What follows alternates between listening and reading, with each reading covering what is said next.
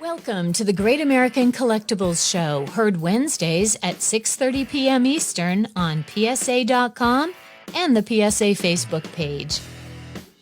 The Great American Collectibles Show is brought to you by PSA and the National Sports Collectors Convention. Tonight's headlines are brought to you by Sports Collectors Daily. For all of your hobby news, features, and more, visit sportscollectorsdaily.com. And now, your hosts, Tom Zappala and Rico Petrocelli. Happy holidays to everyone. You are listening to the Great American Collectibles Show, watching the Great American Collectibles Show. Yes, you are. My Paisan co-host, Rico Petrocelli. Well, it's nice to be here. And Tom Zapp. And Happy New Year to everybody, and happy holidays. We're in between Christmas and New Year's. What are you doing New Year's Eve? Anything? Yeah, I'm going to bed. You going to watch Guy Lombardo? I used to, but no, I don't. We don't watch the ball. I don't either. Ellen and I go to bed. We go to bed. It's all right. But, you know what we used to do, though? When we were in Florida, whenever we're in Florida on New Year's Eve, we do stay up, and we sit on the dock. Dock of the Bay, yeah. And there are fireworks all over the place. Yes, it's really cool. It's nice. Really cool. Yeah. All right, listen, so you're listening to us, you're watching us. We are broadcasting from the Studio 21 Podcast Cafe. We are now part of the United Podcast Network, and we're asking people to please, if you're watching us on Facebook, please share the show, subscribe to us on the YouTube channel. We want you to like us if you can, listen to us if you can, put a review in if you like the show. If you hate the show, don't put a review in. And we're on Facebook Live, we're on YouTube, we're on iHeartRadio, Alexa, Spotify. Unbelievable. What else? iTunes, Podbean. How about that? What did I miss? I missed a few other so things. People can go when? Wednesday nights? Wednesday nights. They can go to any one of those. Share the show. And share. And please we're do asking. it. We want to. Social Security. And, we want to expand. We want to expand our footprint. Listen, before we have a great show today. Our good friend Lee Behrens from Sterling Sports Auction got a great auction that ends in a couple of days, and we've got world-renowned artist James Fiorentino is going to join us for a few minutes later on in the show.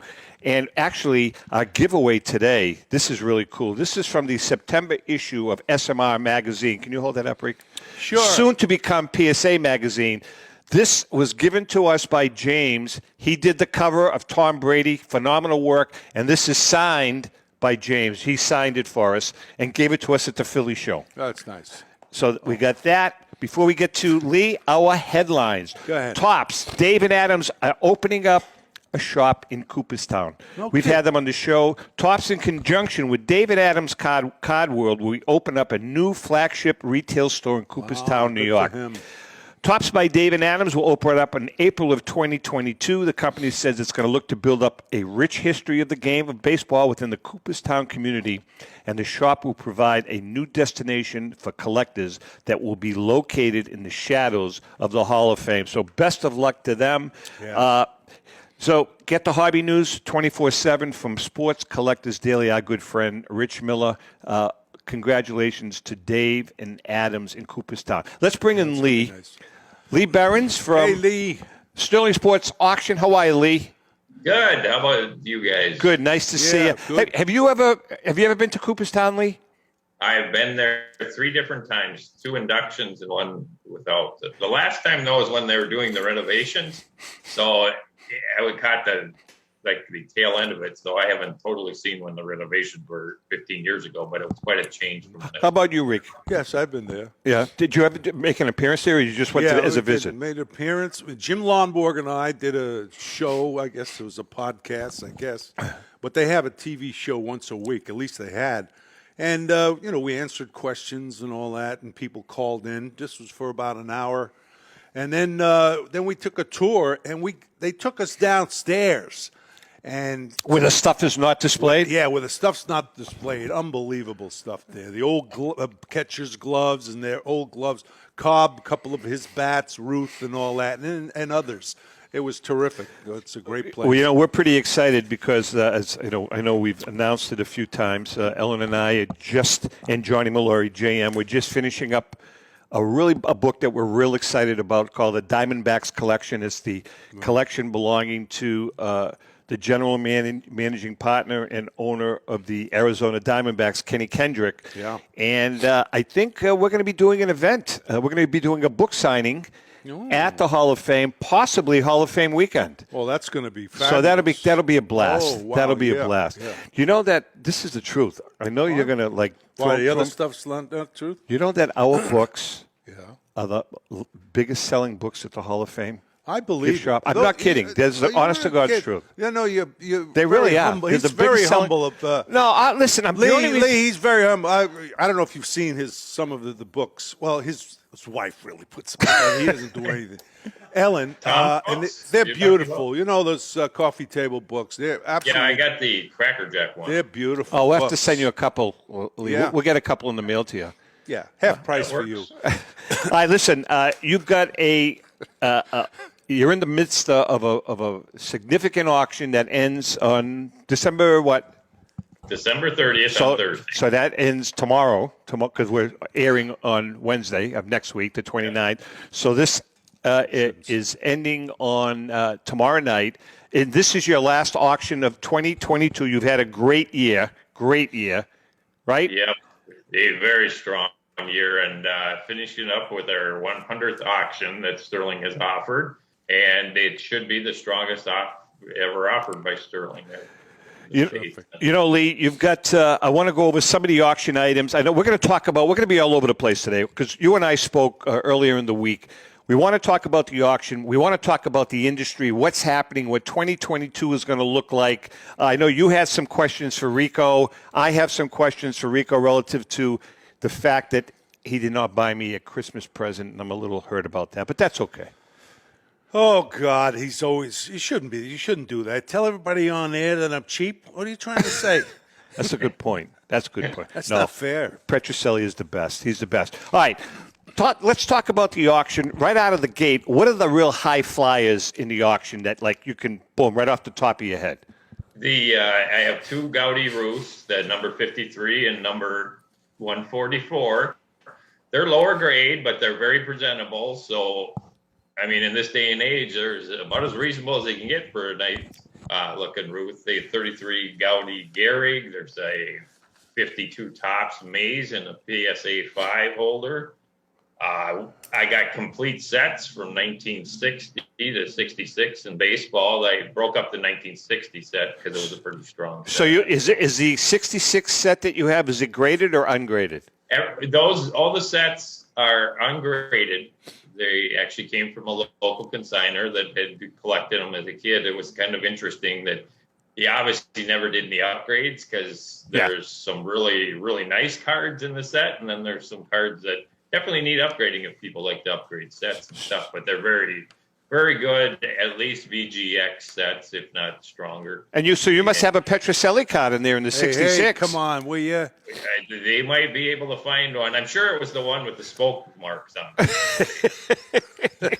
Putting the spoke. Well, I got to tell you something, and I know he's my friend and he's sitting next to me, but I have to be brutally honest.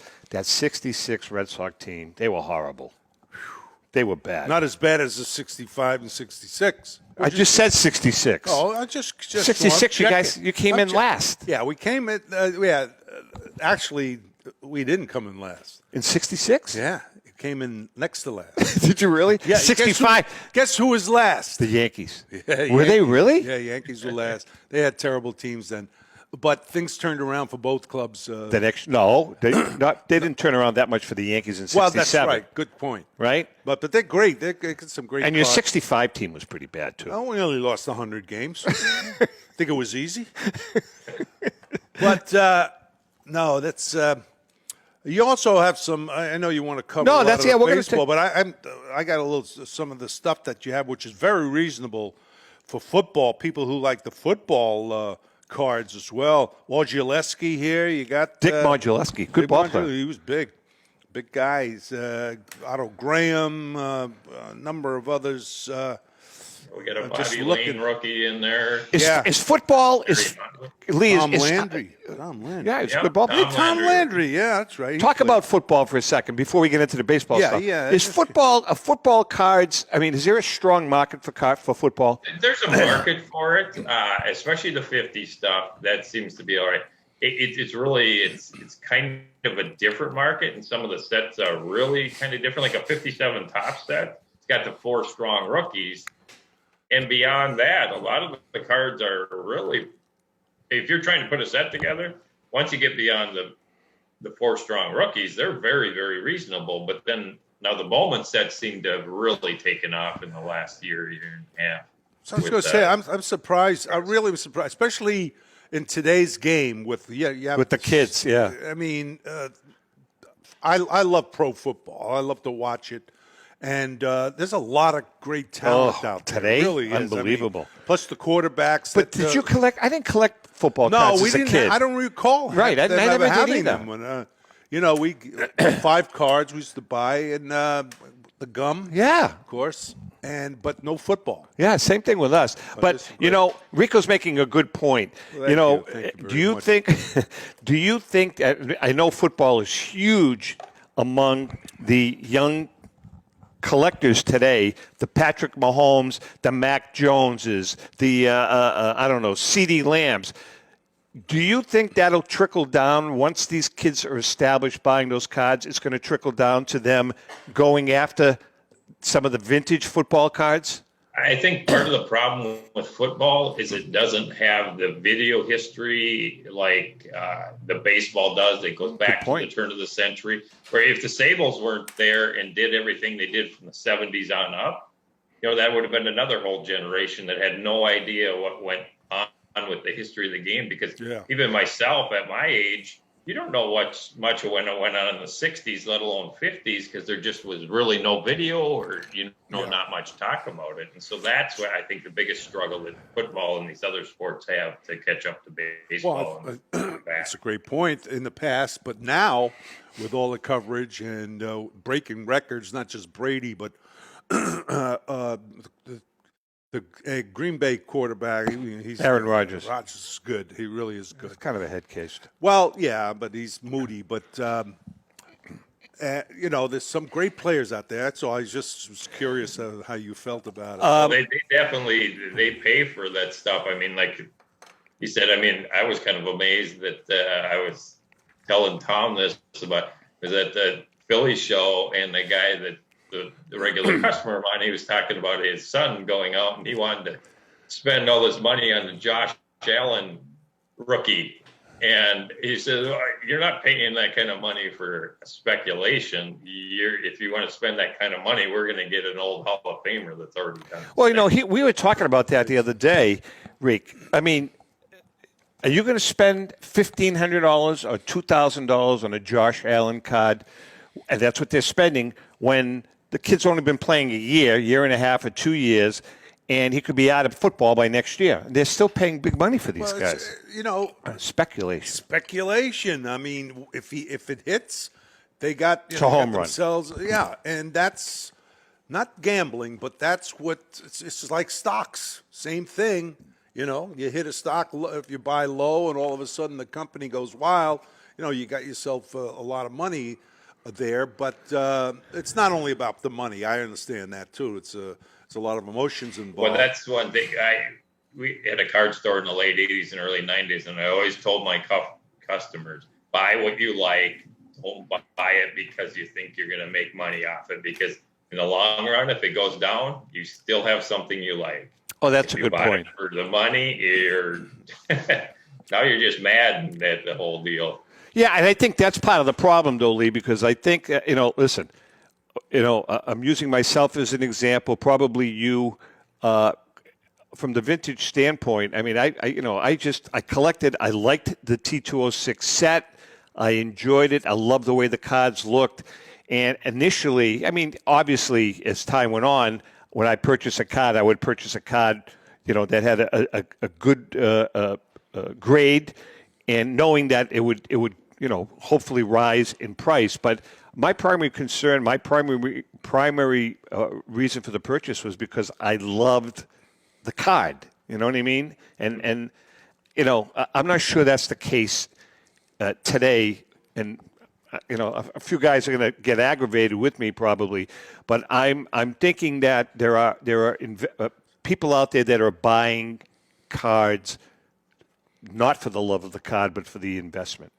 Yeah, and I think that really started in the late 80s and early 90s. I still remember when the Bo Jackson rookie card from the 1987 Topps that went for $1. And that was just like, you're paying $1 for a card. Right. You know, and now we look back and it's nothing. But at that time, $1 for a card fresh out of a pack was huge. You've got some great T206 cards. I'm looking at. You've got the you've got a couple of cards. You got a Cobb, you got a Young, you got a Walter Johnson. How are those cards moving right now? How are they looking in the auction? Yeah, they're really strong right now. All three of those big names, the Young, the Cobb, and the Johnson. Is that Johnson? It's a Johnson portrait. Cobb, Young, and Maddie. Yeah, but those portrait T206s are doing well, and those authentic ones must be trimmed a little bit, but they're near mint looking cards. So they'll do well because there's people out there that they'll pay because they know they can get a little less expensive for an extremely good looking card. No, I was going to say we have a lot of collectors, we hope, watching or listening, and I would think now if I'm a collector and I'm relatively young, that I would, when I'm listening to you, I would want to get some information of what to do next. You know what I mean? Because the T206, there's a certain market of people that will buy those. Okay, so now you get the rest of the cards in the 50s and even to this day, you know. So they usually, you know, what do I do next? What's happening in the industry? And you've given some good information here.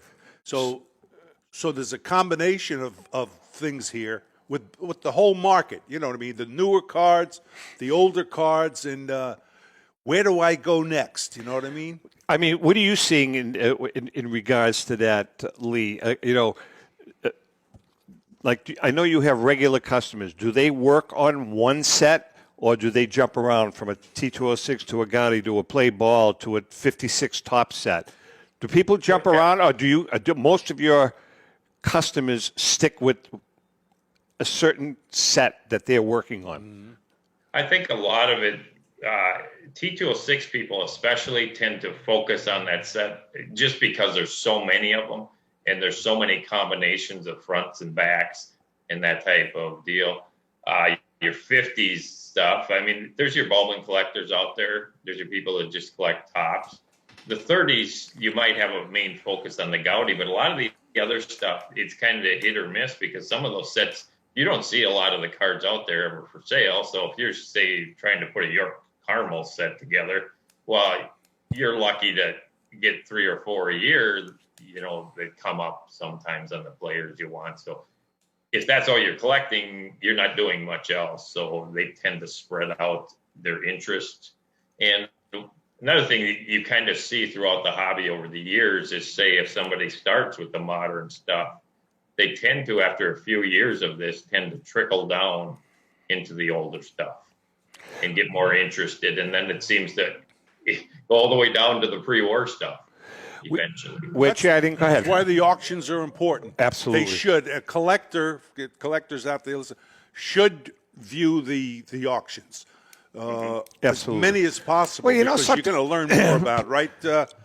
Yeah, because how important it you is. can go through an auction, and like I do mine chronologically by the oldest to newest through there.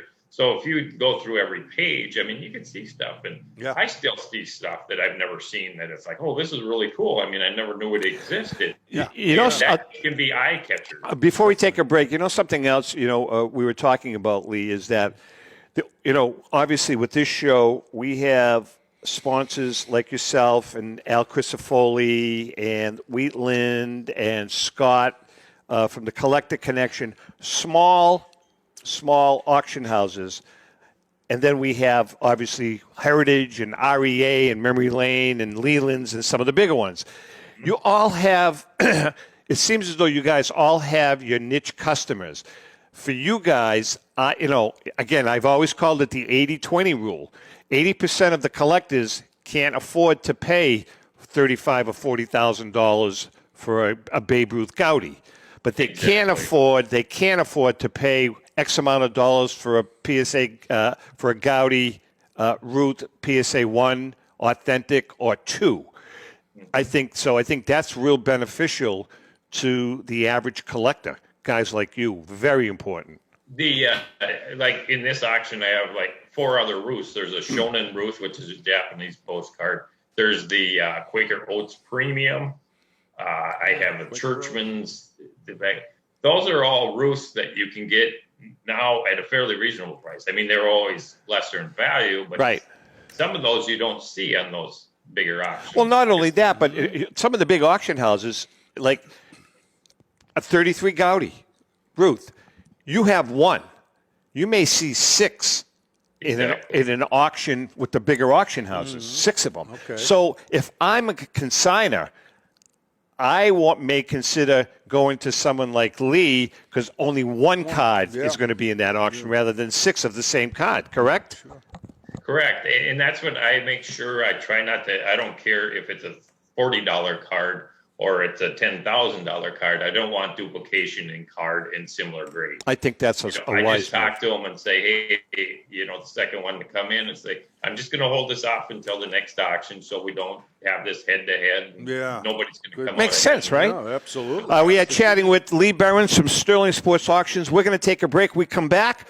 It's going to be On Deck with Rico. Oh, so nervous. And, by the way, the On Deck, we have 2 of these out. We do? We have 2. We're going to give 1 for the person that asked a question to Rico and 1 for our giveaway from the Staten Island Joe. Let me do something here. Cheap bag. Can I keep it now? Hang in there. We'll be right back. Since 1996, Brian Drent and the staff at Denver's Mile High Card Company have led the charge in the collectibles hobby. Mile High is a full-service dealer specializing in buying and selling cards and offers a competitive consignment program for all collectors. Whether it be their computerized want list service, appraisals, or auction services, Mile High has it all. If you've been searching for a company with a selection of high-grade vintage 1888 to 1970 baseball cards and memorabilia that shares your passion, aim high, Mile High. Go to milehighcardco.com or call 303-840-2784 for more information. Hi everyone, I'm Rico Petrocelli and I'm very excited to talk to you about our new partner, Panini America.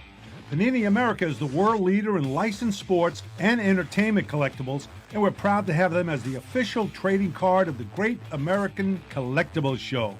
When it comes to modern trading cards of your favorite players, Panini America leads the way in terms of innovation, design, creativity, value, and fun. From landmark brands such as Donruss, Prism, and Contenders to high-end juggernauts like Flawless, National Treasures, and Immaculate, Panini America delivers the hottest trading cards of the biggest names in the NBA, NFL, MLB, PA, NASCAR, soccer, and college. When you want to collect the best, collect Panini America. Ask for it at your local hobby shop or at mass retailers like Target and Walmart. And you can always find Panini America online at icollectpanini.com. Panini America. Who do you collect? How would you like to own the bat that was used by your favorite player when he hit that towering home run or game-winning base hit? Now look no further than JT Sports, specializing in the sale and authentication of professional game-used bats. As the official authenticators of professional model game-used bats for PSA DNA, JT Sports will guarantee the authenticity of any bat purchased from them. JT Sports also buys and sells game-worn uniforms, gloves, and baseball equipment. The unique quality of the collectible is what JT Sports is all about. Give them a call at 609-487-8003 or check them out at GameUseBats.com. Hi, this is Dan from Memory Lane Auction and Collectibles Company. If you're looking to maximize your return, on your sports cards and collectibles, look no further. We at Memory Lane Auction House offer you several options to achieve top dollar for your collectibles.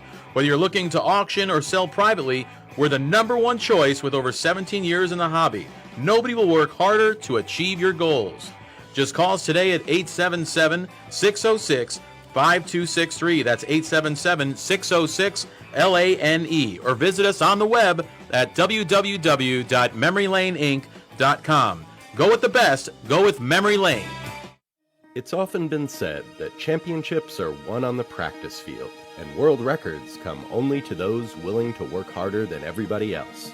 Heritage Auctions is the world's largest collectibles auctioneer because we believe that becoming the best is only an invitation to the challenge of remaining the best. This requires the skills of the hobby's top experts, capable of identifying and maximizing value for our consigners. It requires the most visited website in the industry, courting a global audience of collectors over 1.5 million strong. It requires a dedicated press department that expands our global reach far beyond the entrenched hobby marketplace.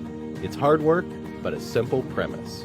Present the finest collectibles to the largest population of potential buyers, and world records will come. We invite all listeners to put the unmatched power of Heritage Auctions to work for you. Auction evaluations are always free, and our commission-based fee structure ensures that our interests are always aligned. The highest possible price for your collectibles. There will always be new world records to chase, so let's chase them together. Visit our website at ha.com and request your no-obligation review today.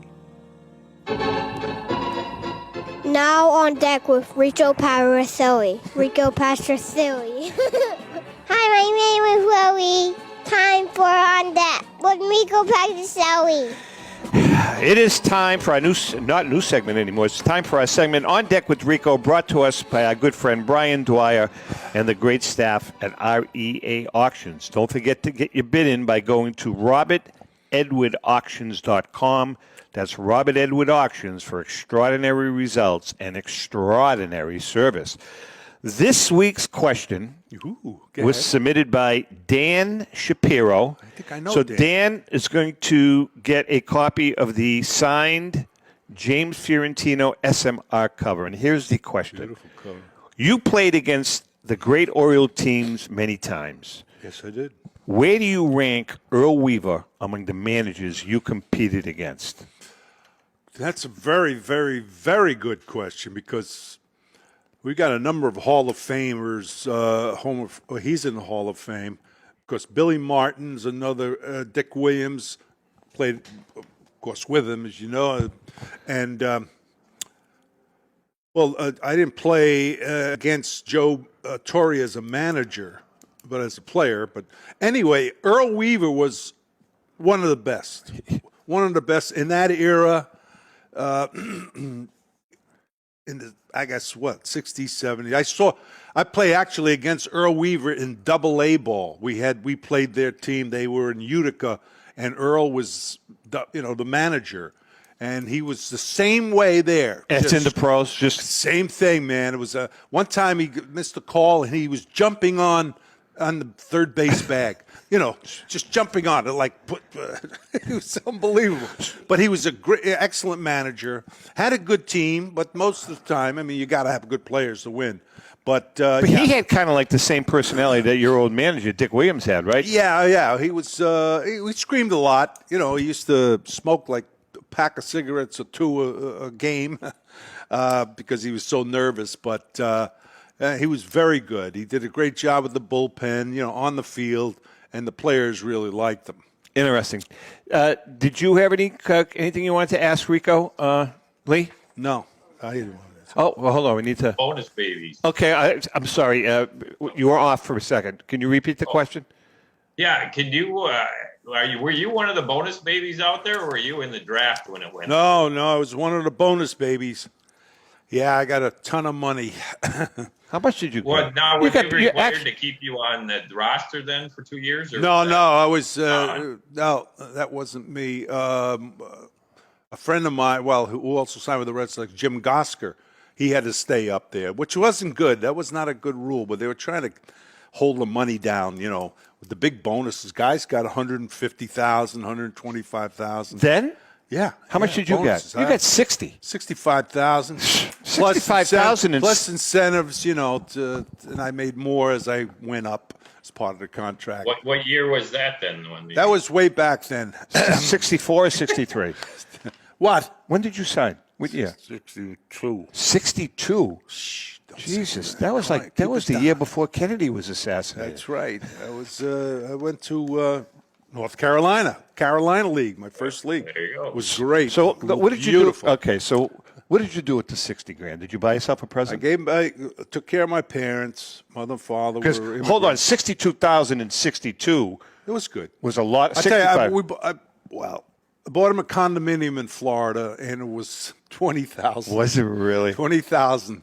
And the other thing I bought for myself. This is I don't mean to bore you, but the only thing I bought for myself was a 63, a Corvette. Are you serious? A 1963 Corvette for $4,200. How would you like to own that bad boy today? What's that thing worth today? $150,000 to $200,000. So 62,000 today is $538,000. Yeah, that's a pretty good bonus. That's inflation. So that's like you signing for $500,000. There you go. Today, a player signing for $500,000 as a bonus. That's all.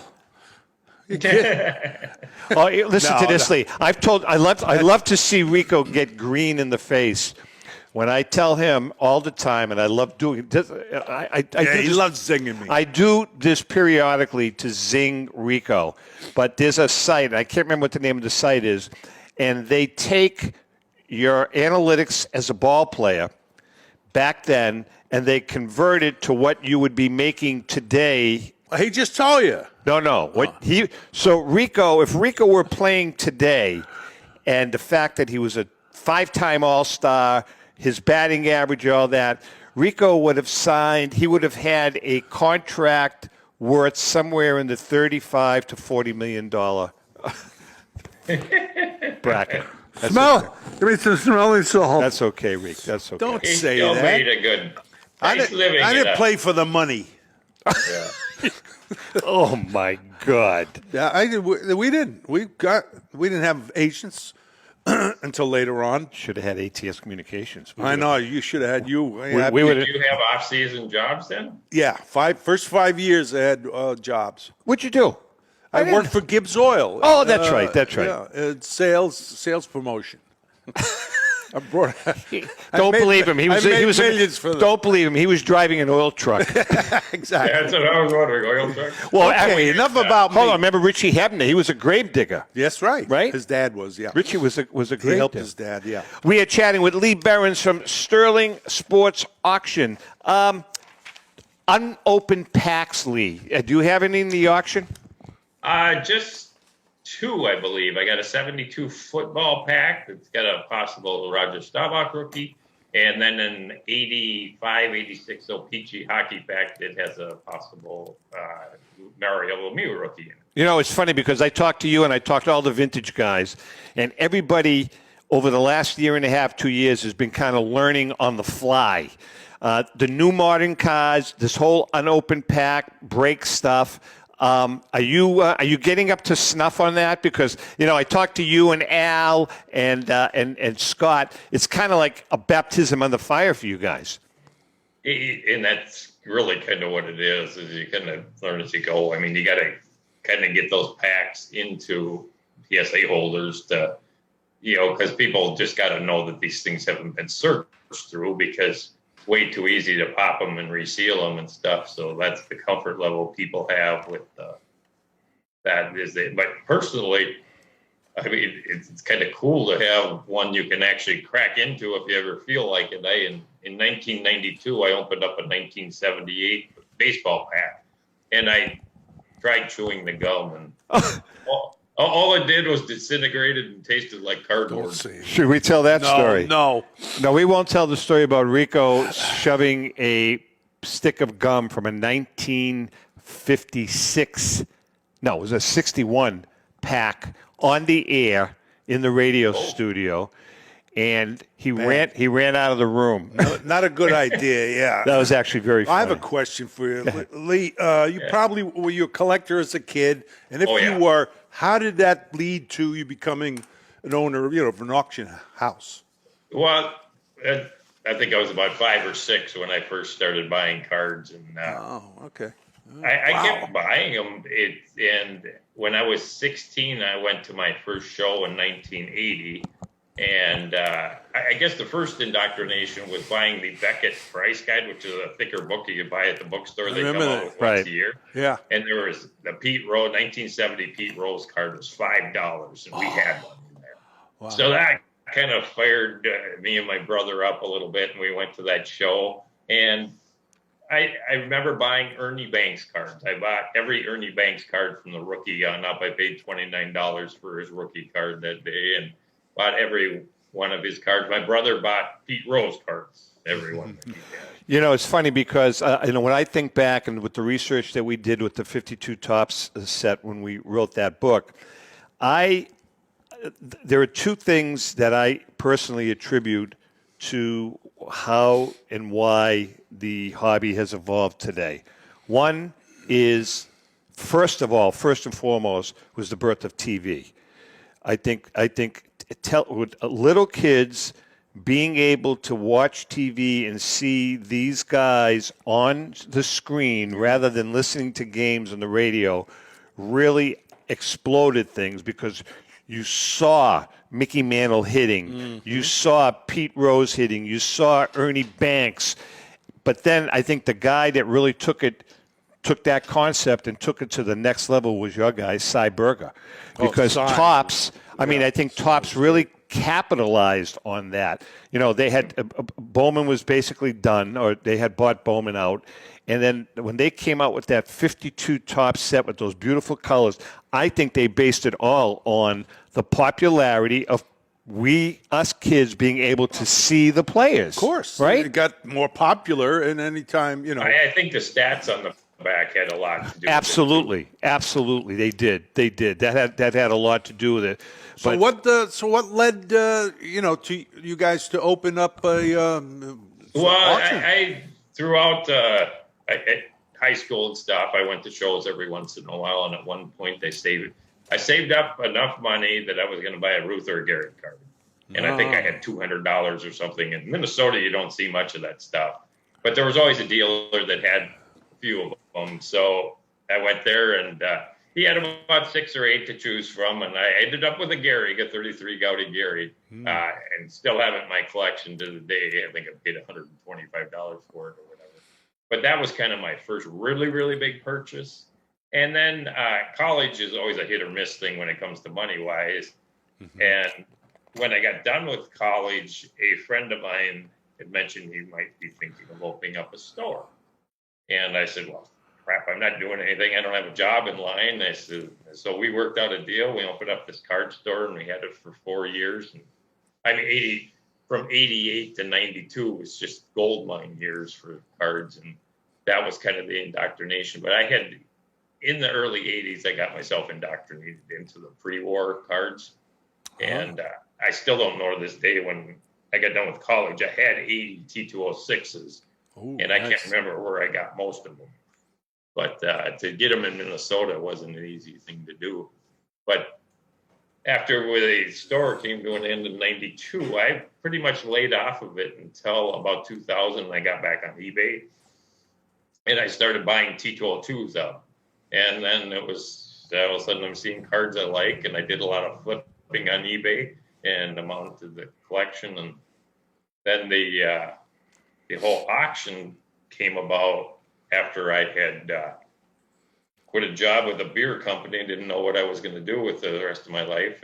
And Brian Dwyer was the original owner of Sterling, and I was going to send him some cards, so I had some money liquid, and he said, I'm shutting it down. And I'm like, now I got to go back to eBay, which I wasn't going to be happy with. But I wonder if he'd sell that thing. So I called him back that night, and he said he had thought about it, and but we needed to run through it. Well, a month later, we worked out a deal, and He did 14 auctions with Sterling, and I've taken them from 15 to 100 now. That's great. Great story. We are chatting with Lee Behrens from Sterling Sports Auction. Lee, what about some of the other, cards, items in the auction? Can you? Sure. There's a Bluebird Ruth, which is it's a bigger card.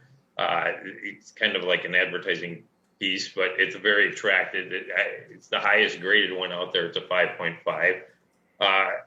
M116 Sporting Lives. Good which card. You don't see as many. But they're actually, when I go through my auction list, the number of hits, those cards are right towards the top 10. I have a Cobb, a Young, a Matty, and other Hall of Famers in there. T205s with Young and Joss. The rookie cards I have are Hank Greenberg, which is a 34 Gaudi, Hank Aaron, 54 and a 3, K-Line in a 5, Clemente in a 5. I have 3 different Nolan Ryan cards in a 4, a 6, and an 8 in PSA. And then the Rose rookies. I have modern rookies, whether Jeter, Pujols, Trout, Ohtani. Nice. Tiger Woods, got a couple of them. All right. But yeah, there is just a wide variety of them. How are the cards? How are those cards? And I don't want to call them second tier Hall of Famers, but because these are the guys that I really no. But I'm just saying, use the K-Line card for instance. How is that card looking? That's a rookie card. It's a PSA 5. How is that looking in the auction? Are people gravitating towards guys like Duke Snider and Al K-Line and Gil Hodges? I think you're starting to see the catch up with them because initially with this push, like you said, it's the big name Hall of Famers that you just skyrocketed. And I was really kind of surprised because I remember even from the 80s, Banks and K-Line rookies were always neck and neck. I mean, they always seemed to be the same, but Banks got a huge push here in the last couple of years. He's blowing way ahead of K-Line, but I noticed now lately that the K-Line is starting to catch up. Yeah, I think there's a bunch of cards like that. Yeah. That second tier, I think the people, because they no longer can afford exactly stuff, so you got to gravitate down. And there's nothing wrong with the K-Line and some of those second tier guys. Yeah. But it's just the catch-up time. I think that's going to happen at the next level, too. Like you're going to see the K-Lines and those guys rise, and then the next tier from like the guys that played like when you played, the Jim Palmers, those. Yaz is kind of a little. He's already up there in some instances, but I think. What about the new Hall of Famers? Good point. Tony Oliva now, of course, Gil Hodges. Who else was in there? Well, it was Cott, Hodges, Oliva, Minnie Minoso. So do you see a spike in those players, or is it too early? It'll be interesting to find out now because I know in the late 80s and early 90s there was another speculation thing. People would always speculate in the old timers thing who would get put in. Right. I remember Tony Lazzari when he got put in the 80s, and how that was a speculation thing. And then when they got in, then there was a jump in prices. But I didn't see that in the last 20 years, but it'll be interesting now that all of a sudden, like these 4 guys got in, that what it'll do to their rookie cards. Because a lot of them, like Cott himself and Oliva, they were always strong. And the Minoso cards in the last year and a half have taken off. He's a good ball player, huh, Minnie? Yeah, Minnie Minoso. So what about when a player dies? Does the card spike in price when a player passes away? No, I'm serious. He's looking at me. Hey, affected, it used to. And the reason I say that is after the Hank Aaron death. Right. I really thought there would be a huge jump in the, because of his death. Yeah. There was maybe a slight increase, but nothing like Tom's referring to in the past when somebody died. You see this huge surge for a month, 2 months, and then it'd go level down again. But that might be waning, that little spike that you would see in cards with when they passed away. Geez, mine might go from $1.50 stop to it. $2. Hey, don't laugh. So, Lee, you got one more day left. What do people have to do? What's the website? It's sterlingsportsauctions.com. If you're getting trouble finding it, just Google Sterling Auctions. It'll come up right to the top. Yeah. One of the big benefits that Sterling has, whether you're a consignor or a buyer, at this time, other than the state of Minnesota, I do not have to charge sales tax because I haven't met any of the thresholds in the United States. So you're saving money when you're bidding on my auction. It closes on the Thursday, December 30th. Extended bidding starts at 8 p.m. Eastern Standard Time. As long as you have one bid in on any item in the auction, you can bid on any item, even if it doesn't have an opening bid in extended bidding. Awesome. All right, Lee, we wish you the best. Yeah. Happy New Year to you and your family. Yeah. Good help. And look forward to 2022 with you. It's going to be another great year. Thank you, guys, and happy holidays to you guys. You too. Take care. Lee Behrens from Sterling Sports Auction. We're going to take a quick break. We come back. James Fiorentino is going to join us, and then we're going to have a giveaway. Ooh, all right. Hang in there. Can I? Your cigar almost caught on fire there. We'll be right back. If you're a discerning collector interested in owning the most important pieces in the hobby, look no further than Leland's Auctions. The original sports auction and appraisal house, Leland's was established in 1985 by legendary Pioneer founder Joshua Leland Evans. And today, President Mike Hefner carries on the tradition. From the Tom Brady card and memorabilia collection to the famed Boston Garden Auction to high-end card auctions from every major sport, Leland's has always maintained the highest standards. Go to Lelands.com and get your bid in. That's Leland's, the hobby's leading sports auction house for 4 decades. Panini America is the world leader in licensed sports and entertainment collectibles, and we are proud to have them as the official trading card company of the Great American Collectibles Show. Panini leads the way in innovation and design with great brands like Donruss, Prism, Contenders, Flawless, National Treasures, and Immaculate. Partnering with the NBA, NFL, Major League Baseball Players Association, NASCAR, FIFA, and college, Panini is certainly at the head of the hobby. You can find Panini products in major retailers like Walmart and Target, or online at icollectpaniniamerica.com. That's Panini America. Who do you collect? Hi, this is Dan from Memory Lane Auction and Collectibles Company. If you're looking to maximize your return on your sports cards and collectibles, look no further. We at Memory Lane Auction House offer you several options to achieve top dollar for your collectibles. Whether you're looking to auction or sell privately, we're the #1 choice with over 17 years in the hobby. Nobody will work harder to achieve your goals. Just call us today at 877-606-5263. That's 877-606-LANE. Or visit us on the web at www.memorylaneinc.com. Go with the best. Go with Memory Lane. Pristine Auction is a family-owned and operated online auction specializing in autographed memorabilia, sports cards, coins, art, and collectibles. Since their founding in 2010, they've grown to 2 facilities in Phoenix, Arizona, totaling over 60,000 square feet. Jared Cavalier and an incredible staff of over 150 team members serve a very large customer base and enjoy every minute of it. By working with leading authentication companies, Pristine ensures all items are 100% authentic. In addition, third-party authenticators regularly travel to Pristine Auction to provide authentication services on site. Pristine Auction strives to operate its business in a way that's honoring to God, their families, and their customers. With a strong focus on speed, quality, and premier customer service, their mission is to be the leading online auction for every level of collector and fan. Pristine also works for Hope Sports and Identity Hoops International, traveling to Mexico to build houses for the less fortunate.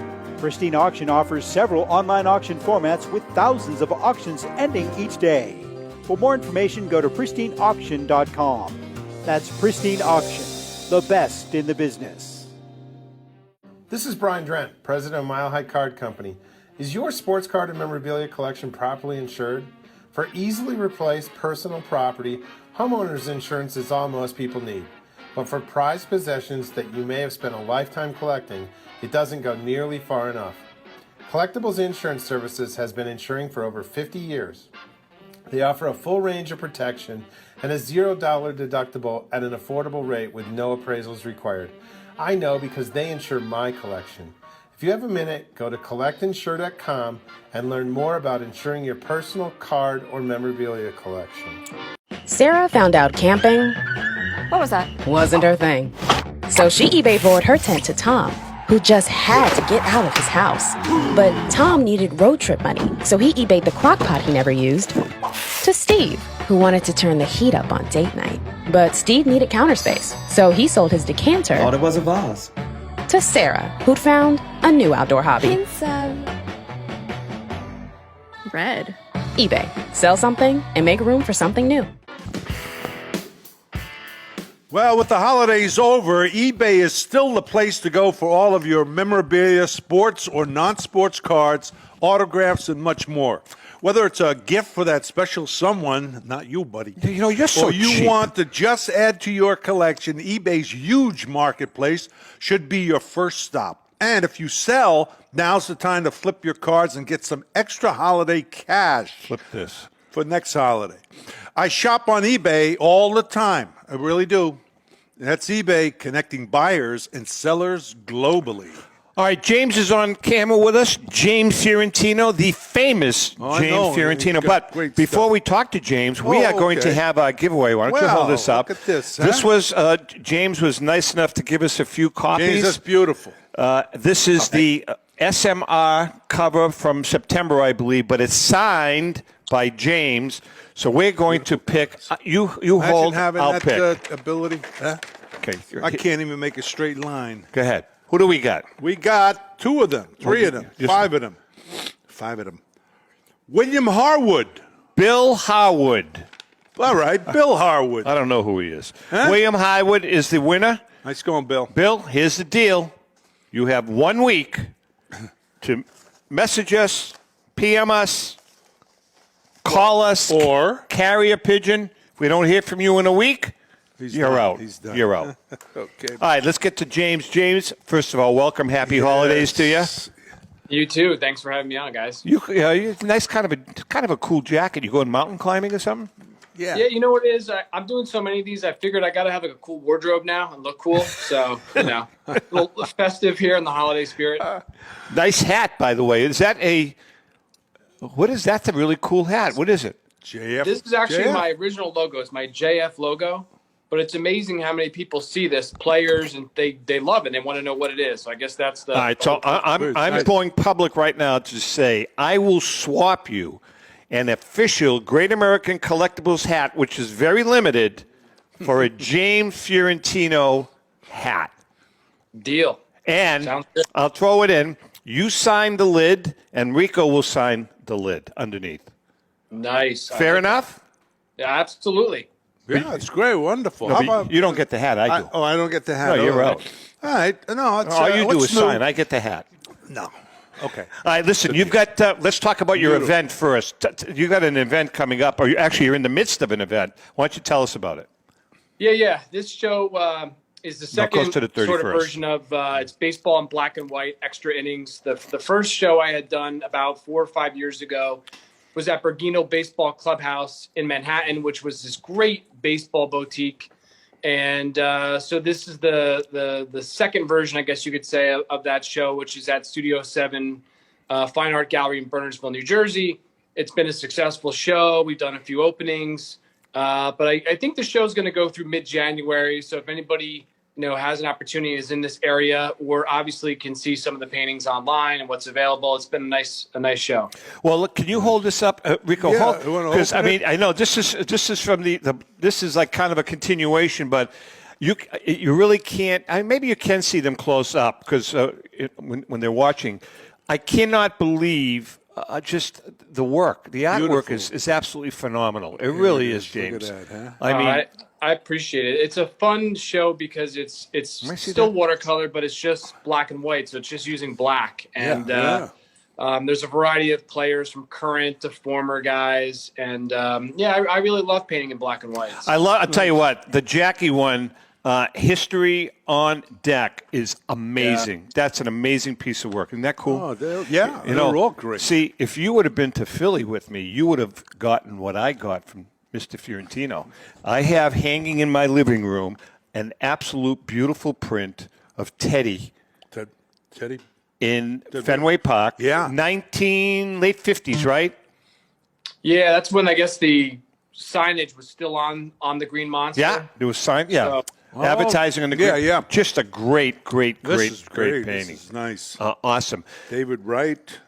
So you got some of the younger players too. Cal Ripken. Now you've got some other stuff coming up. Talk about. There's a new, and it's already been announced. SMR magazine is now going to become PSA magazine, and you have had the honor of the first cover, correct? Yeah, I'm really excited. Obviously, I've been so appreciative and just honored to be able to showcase my artwork, which has really been probably over a year and a half now. This is maybe my 6th or 7th cover. But the fact that it is the first magazine that they're, calling it PSA magazine is an honor. It's a Michael Jordan painting of mine. And I believe they're actually doing a really cool story on There's Only One, the most iconic trading card collection. That whole series that you saw, Tom. So it'll be a really cool article, I believe, on that, along with the cover artwork of Michael Jordan. And then I'll be doing other covers throughout this year for them with another one I actually just finished. So that's just exciting to be able to get that kind of work out there to people to see. When I called, when we spoke, this is going back about a year and a half, and you asked me to reach out to Joe Orlando, which I did. And I didn't even have to say anything. I says, Joe, James Fiorentino. The words went out of my mouth, and he says, love his work. Oh, yeah. I says, what do you think about the cover? Because they were using another artist, as you know. And he said, are you kidding me? We can get him? And the rest is history, man. You put some phenomenal covers out there. Phenomenal. You really have. Well, let me ask you, so it probably would be very difficult for you, but it's a challenge. But you think you can do one of Tom? I think that's the next cover. Maybe it's a secret. It's coming soon. It's definitely coming down the road, I think. I think a lot of lines. James, you want a side? What do you how about a side profile? Yeah. Oh my, pretty good. That'd be tough. Yeah. Holy jeez. Oh God. We have a couple of minutes left. Talk to us about. I know 2021 for you has been phenomenal. What is 2022 looking like? Yeah, I'm excited. I mean, it's going to be a continuation, like we said, of some of the cover artwork. But There's Only One. It's just we're so excited about that. We're certainly going to have another 5 to 10 to probably debut at the National this summer, and that's obviously the greatest trading cards that I'm painting of all time, which has sold out again, lined up, for people buying them. Great. And the James Fiorentino, it's basically called Fiorentino Elite, which is going to be a high-end brand of my artwork signed by legendary players. A lot of other really cool projects that are sort of a secret right now, but I'm really, really excited about 2022 and everything going on. Can we throw a little plug to the Diamondbacks collection and where James Fiorentino fits in with all that? Oh, for sure. That's one of the big things I think as well. Yeah, James was nice enough to submit some of his paintings that we're using as one of the page breaks for the book. Hey, and we're going to be at the National, James, so maybe, just maybe, when we're doing the show on the Burka stage, we'll get you up there and maybe use the book, a couple of giveaways that you can sign the page for a couple of great people out in the audience. Absolutely. I'm excited because I think there's going to be a good presence of my work there between everybody I know, between you, PSA, the book, all the things I'm doing. So it's obviously in my home state. I used to do a lot of nationals when I was younger, so I'm looking forward to seeing all the people that have collected my artwork in the past, and obviously a lot of the new people that are coming from the PSA covers I'm doing or the Topps cards I recently did. All this sort of media coverage I'm getting. So it's been exciting. I think what has happened to the sports card industry is happening for sports art. Yeah, I think it's finally getting some of its due, and And I appreciate that people think that I am one of the best and have been doing it for so long. So I think that's going to be a big part of 2022. Well, you've done a great job. Great work. Your website address? It's jamesfiorentino.com, and you can look me up on Facebook and Instagram. And I love people, checking out all the work and all the latest stuff I have coming out. You have an open invitation to get down to Boston next summer, and we'll go grab a bite, me, you, and Rico. Maybe if Rico can pull some strings, go to a ball game, just thought I'd throw that out. You have some connections. Cool. I got the strings. That's what I got. She's got. All right, James. I'm gonna take you guys up on that and bring some gifts along the way. That sounds good. Hey, listen, Happy New Year to you and our best. And 2022 is going to be a great, great year. Absolutely. Good health, too. To you, Tom, and to you, Rico, too. And thanks for always having me on. I love the show, and I really appreciate it. Great. Take care. You very much. Take James care. Fiorentino. He is one talented. He's great. He really is a talented kid. Unbelievable stuff. I think that's a wrap, David, huh? Chrissy? Wrap. Oh, by the way, Chrissy. Yes. Chrissy, Delicious. she made us some cookies, but they're gone. They are gone. Long gone from Australia. Gone. Can we get a refill? Sure. Hey. With that being said, Rick, Happy New Year to you. Happy New Year. By the way, Chrissy, Happy New Year. Rico is Happy New Year, guys. he's heading to Florida, so I have one more show to do here. Rico's going to be in Florida, and then I'm going to be in Florida, so we'll be broadcasting from our Florida studios. And JM will be here all by himself, him and David and Chrissy. That's right. Yeah. Look, they're cheering. I know. With that being said, we love you guys. Please don't forget to share the show. Join us on YouTube, subscribe, do all that good stuff. We want to expand the platform. With that being said, happy collecting.